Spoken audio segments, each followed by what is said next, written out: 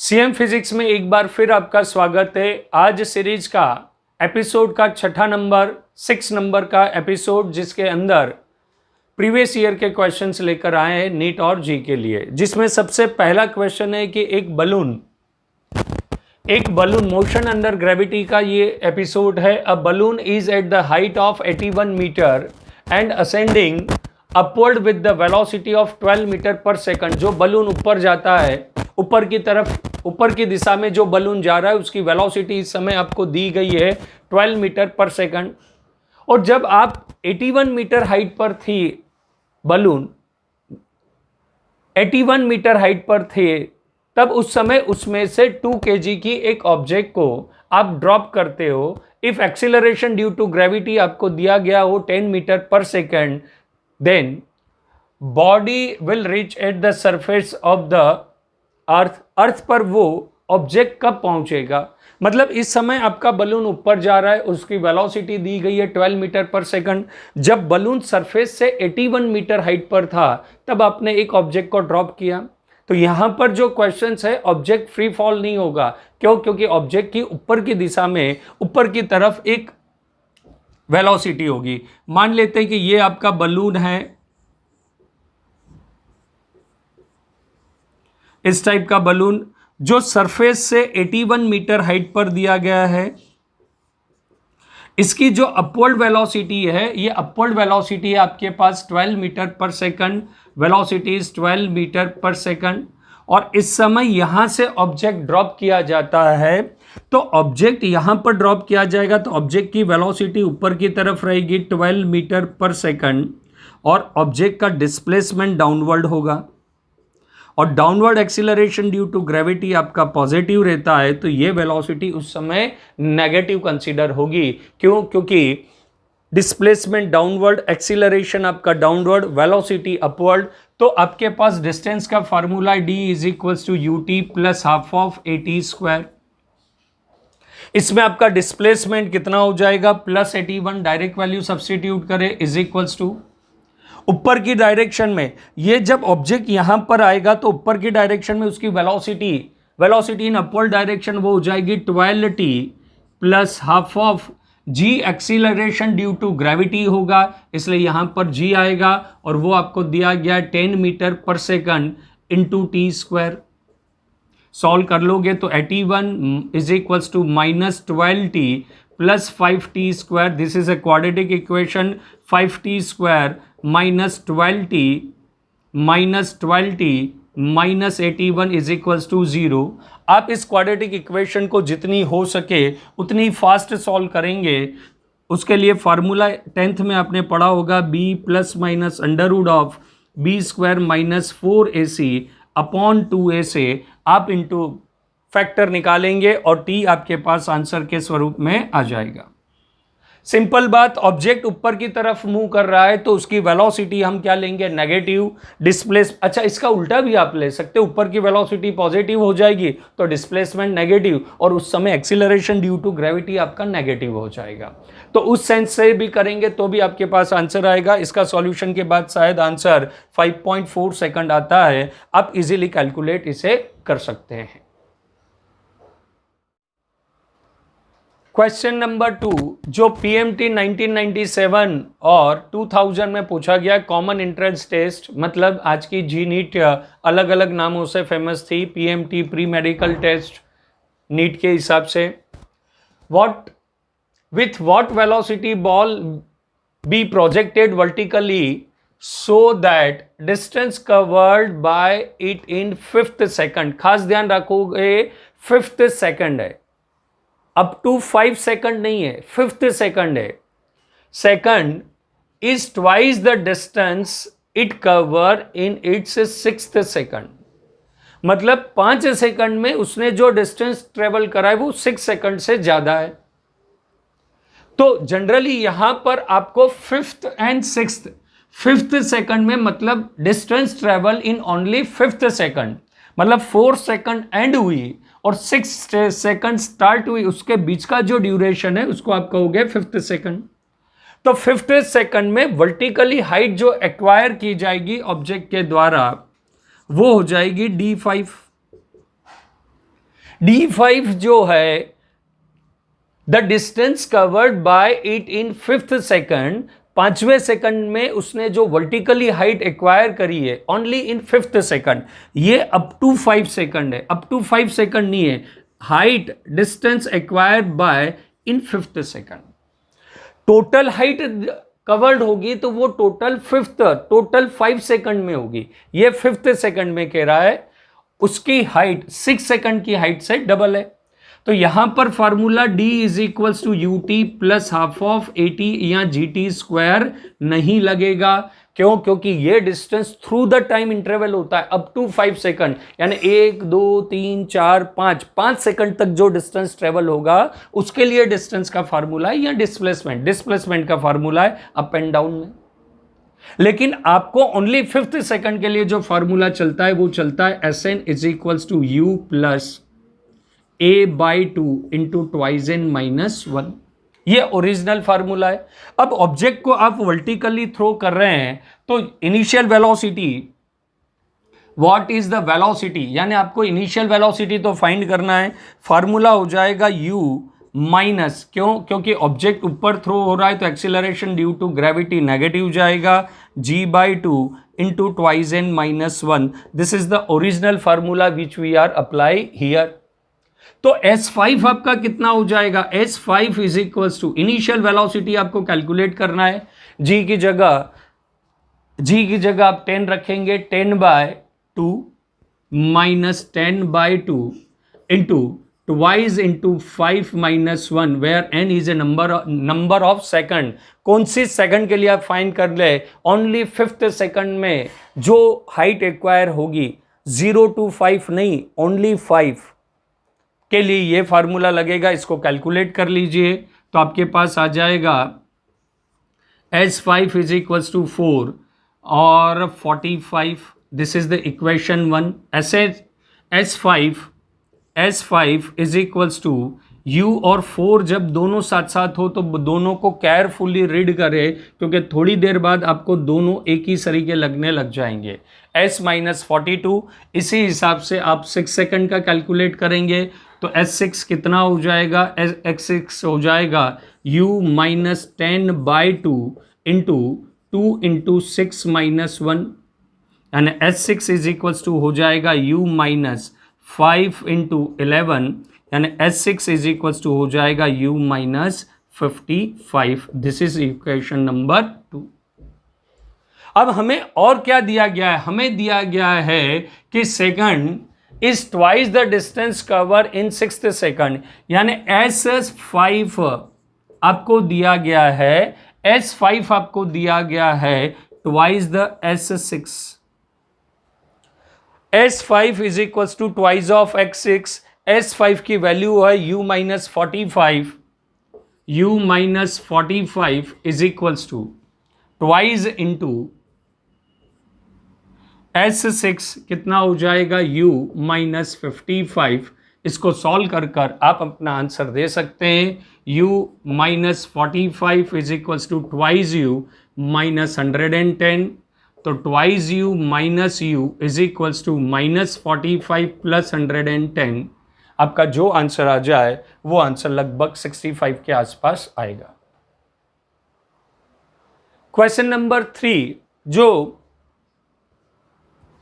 Aeroplane is moving with a horizontal velocity u eight the height h। Aeroplane एक जा रहा है ground से h हाइट से, ग्राउंड से उसकी हाइट h है और वेलोसिटी कितनी है u। The velocity of a packet dropped from it on the earth surface will be, g is acceleration due to gravity.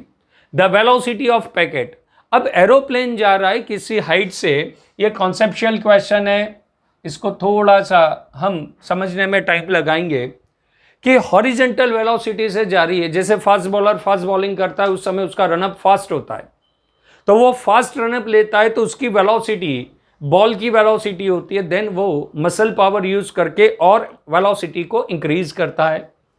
तो जब एरोप्लेन किसी हाइट से फ्लाइट हो रहा है, एरोप्लेन किसी हाइट से फ्लाइट हो रहा है,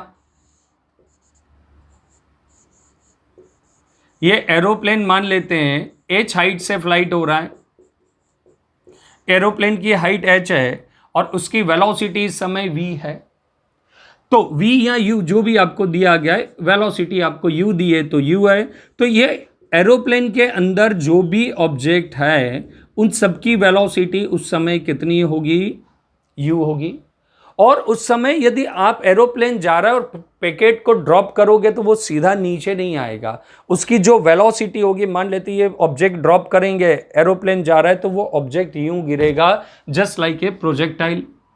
तो ये क्वेश्चंस को सॉल्व करने के लिए h हाइट से किसी ऑब्जेक्ट को, ये आपको यहां पर एरोप्लेन दिया गया है जिसकी वेलोसिटी u है। यदि आप यहां से कोई फूड पैकेट या कोई सा भी पैकेट ड्रॉप करते हैं तो इस समय उसकी वेलोसिटी भी, इनिशियल हॉरिजॉन्टल वेलोसिटी भी u होगी और वो जस्ट लाइक ए प्रोजेक्टाइल वो सरफेस को हिट करेगा। प्रोजेक्टाइल मोशन में हमें पता है कि जब भी किसी ऑब्जेक्ट को प्रोजेक्टाइल किया जाता है तो उसका हॉरिजॉन्टल कंपोनेंट चेंज नहीं होता है। तो इस समय इसका हॉरिजॉन्टल कंपोनेंट आपका थ्रू आउट द जर्नी यूं ही रहेगा, यूं ही यू रहेगा, because the horizontal component during the projectile motion is remains constant. तो उसका हॉरिजॉन्टल कंपोनेंट तो चेंज नहीं होगा, वो हॉरिजॉन्टल कंपोनेंट उसका वेलोसिटी का तो क्या रहेगा, यू ही रहेगा। जब उसको अपने एरोप्लेन में से ड्रॉप करा, यदि हेलीकॉप्टर से ड्रॉप करोगे, हेलीकॉप्टर स्टेशनरी है तो वो मे भी स्ट्रेट नीचे आएगा, लेकिन मूविंग होगा तो उस समय किसी ऑब्जेक्ट को ड्रॉप किया जाता है तो वो ऐसे ड्रॉप नहीं होगा, वो एरोप्लेन के साथ साथ ये इस टाइप से ड्रॉप होगा। इनिशियली इसका वर्टिकल कंपोनेंट जो होगा वो इनिशियली 0 होगा जब आपने time t is equals to कितना लिया होगा, 0।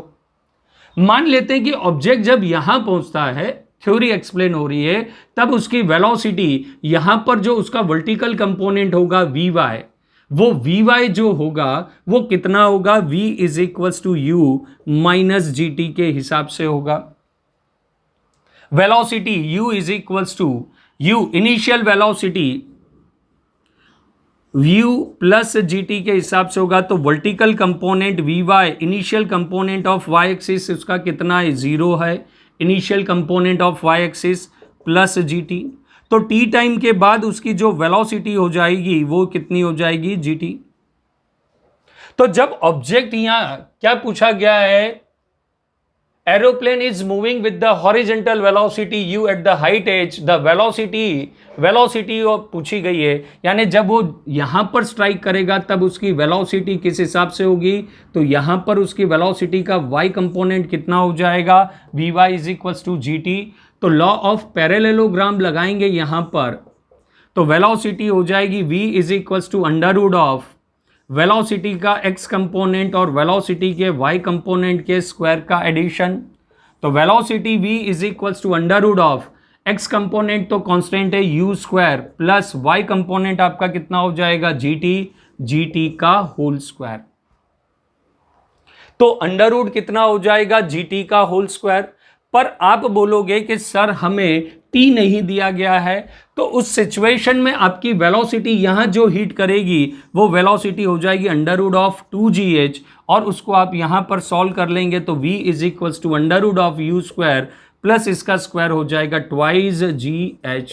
इस सिचुएशन में आपका आंसर हो जाएगा first u square plus twice gh, और इन केस ये आंसर हो जाएगा u square plus twice gh यदि हाइट दी है तब। और यदि टाइम दिया होता है कि टाइम टी टाइम पे वो अर्थ को स्ट्राइक करता है, तो उस समय आपका आंसर होता है u स्क्वायर प्लस gt का होल स्क्वायर। तो इस समय हमें हाइट दी गई है, तो हाइट के कारण हमारा आंसर हो जाता है, पहला आंसर हो जाता है u square plus 2gh।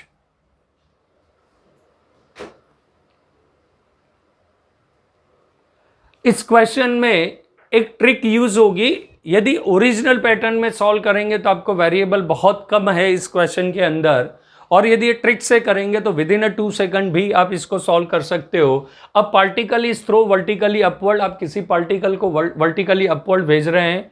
If its velocity at the half of the maximum height is 10 metre per second, यानी वो जितनी मैक्सिमम हाइट को एक्वायर कर सकता था, जितना मैक्सिमम ऊपर जा सकता था, उससे आधी हाइट तक जब पहुंचता है तो उस समय पार्टिकल की वेलोसिटी कितनी होती है? 10 metre per second. Then the maximum height attained by it is, तो पार्टिकल कितना ऊपर जाएगा, मतलब आपको जितना फेंकना था ऊपर जा रहा था, मान लेते ये उसकी हाफ ऑफ हाइट है, तो पार्टिकल जब यहां से क्रॉस हो रहा था तब उसकी वेलोसिटी कितनी दी है? 10 मीटर पर सेकंड। तो आपको बताना है कि ये पार्टिकल और कितना ऊपर, और नहीं, टोटल मैक्सिमम हाइट कितनी एक्वायर करेगा। तो इस टाइप के सॉल्यूशन के लिए आपके पास जो कंटेंट अवेलेबल है वो कौन से कंटेंट अवेलेबल होंगे? तो वो आप कहोगे कि सर सबसे पहला कंटेंट तो ये है हमारे पास कि यदि किसी ऑब्जेक्ट को u वेलोसिटी से वर्टिकली अपवर्ड हम थ्रो करते हैं तो मैक्सिमम हाइट तक जाने के लिए हम फार्मूला यूज करते हैं u max is equals to u square by 2g, जो हमने प्रीवियस एपिसोड में आपको एक्सप्लेन भी करा था। ये कंटेंट आपके पास होगा। एग्जाम में आप कंटेंट का सिलेक्शन कैसे करेंगे ये आपको बताया जा रहा है। सॉल्यूशन तो तुरंत फार्मूला लगाओ, आंसर आएगा, लेकिन आपको एग्जाम में किस तरह से फार्मूला सिलेक्ट करना है या क्विक लॉजिक को अप्लाई करना है वो बताया जा रहा है। तो यहां पर जब वेलोसिटी u होती है तो maximum height H max is equals to U square by 2g होता है। मैक्सिमम हाइट तक जाने का time t is equals to U by G होता है।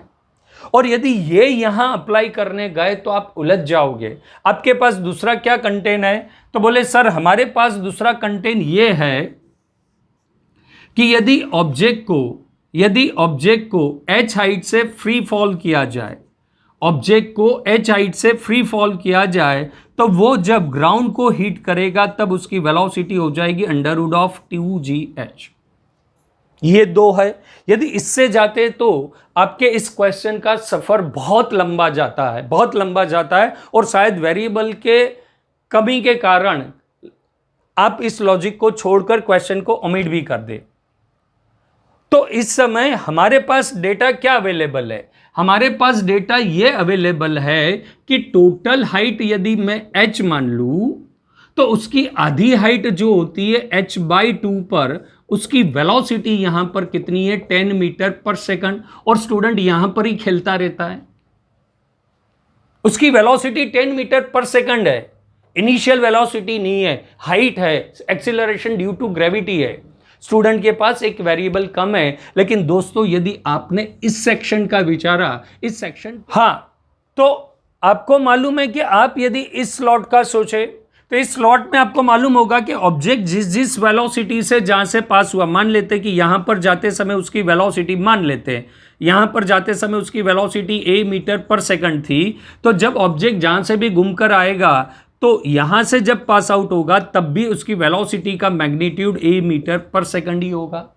तो जिस वेलोसिटी से वो ऊपर जाएगा उसी वेलोसिटी से, उसी हाइट पर यहां से पास होते समय उसकी वेलोसिटी 5 मीटर पर सेकंड थी, ऊपर से फ्री फॉल होकर वापस आएगा, तो जब इसी पॉइंट को वो क्रॉस करेगा तब उसकी वेलोसिटी अगेन क्या हो जाएगी? 5।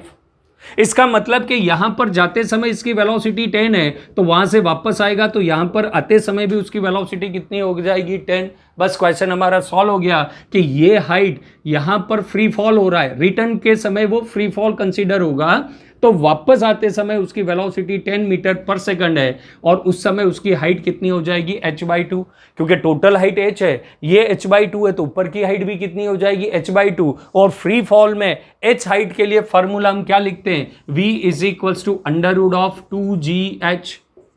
इस समय वेलोसिटी हमारे पास 10 है, अंडर रूट ऑफ 2 है, g आपके पास 10 है और h आपके पास दिया गया है h/2। 2 से 2 आपका कैंसिल हो जाएगा, यानी ये कितना हो जाएगा? 100।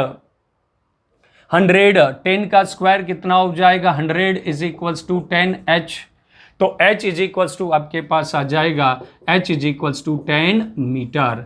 तो आपका ऑप्शन बी राइट जाता है, h is equals to 10 metre. यदि आप डाउनवर्ड से अपवर्ड लॉजिक लगाते तो बहुत लेंथी होता, उसकी जगह हमने अपवर्ड से डाउनवर्ड लगाया, विद इन ए सेकंड आपका आंसर आ जाएगा। v is equals to under root of 2gh, calculate कर लोगे 10 मीटर आपका आंसर आ जाएगा।